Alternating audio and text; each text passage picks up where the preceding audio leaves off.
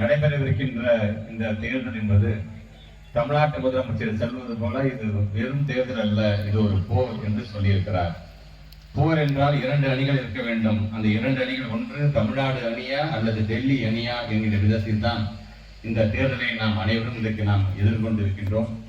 தொடர்ந்து இந்த 5 ஆண்டுகள் நம்முடைய சட்டமன்ற உறுப்பினர் அண்ணன் இனிகோ இந்திரராஜ் அவர்கள் அவர் போகாத சந்து புந்துகளே கிடையாது. நீங்க அவருக்கு நல்லது கெட்டதுக்கு செய்தி சொல்லிட்டா போதும், ஊர்ல இருந்தா வருவார், ஊர்லன்னா அடுத்த 2ஆவது நாள் கிளம்பி வந்து ஒவ்வொரு சந்து புந்தா வந்து எல்லாத்தையுமே சந்தித்து உங்களுடன் உருவாடியவர் தான் அண்ணன் இனிகோ இந்திரராஜ் என்று பரவலாக மக்களால் இன்னைக்கு பேசப்படக்கூடியவர்கள்.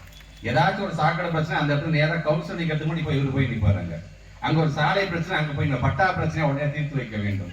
இப்படி தொடர்ந்து தன்னுடைய முயற்சியாலும் அதே போன்று இங்கே இருக்கக்கூடிய நம்முடைய அண்ணன் நகராட்சி நிர்வாகத்துறை அமைச்சர் அண்ணன் அவருடைய முயற்சியாலும் பல்வேறு விதமான சாதனைகளை கிழக்கு தொகுதி சார்ந்து நாம் செய்திருக்கின்றோம் என்று சொன்னா 10ல் நாங்க 7 செஞ்சுட்டோம். இப்ப நாங்க இன்னொரு 3 இந்த 30 நாள் இடைவெளிக்கு பிறகு அந்த 3ஐயும் செய்து முடிப்போம். மீண்டும் மக்கள் வைக்கின்ற கோரிக்கையை நாங்கள் நிறைவேற்றுவோம். இது நாங்கள் தரக்கூடிய ஒரு உறுதிமொழி.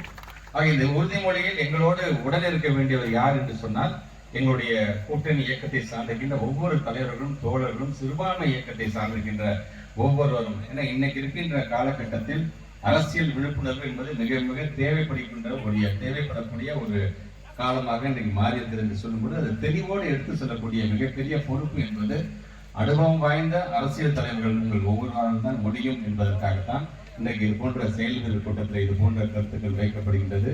ஆக அந்த விதத்தில் தொடர்ந்து நேற்று நம்முடைய தமிழ்நாட்டு முதலமைச்சர் கூட நம்முடைய அண்ணன் இனிகோ இந்திரராஜ் அவரை பற்றி அறிமுகப்படுத்தி பேசும்போது கூட சொன்னாரு, வெயிட்டான அமைச்சர் என்று கூட, வெயிட்டான சட்டமன்ற உறுப்பினர் அப்படின்னு கூட அவர் சொல்லியிருக்கிறாரு.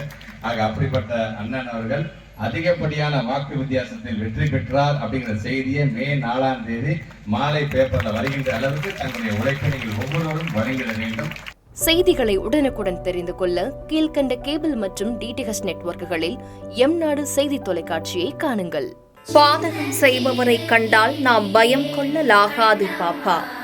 மோதி மிதித்துவிடு பாப்பா, அவர் முகத்தில் உமிழ்ந்து விடு பாப்பா. அண்மை செய்திகளை உடனுக்குடன் தெரிந்து கொள்ள இணைந்திருங்கள் எம்நாடு தொலைக்காட்சியுடன்.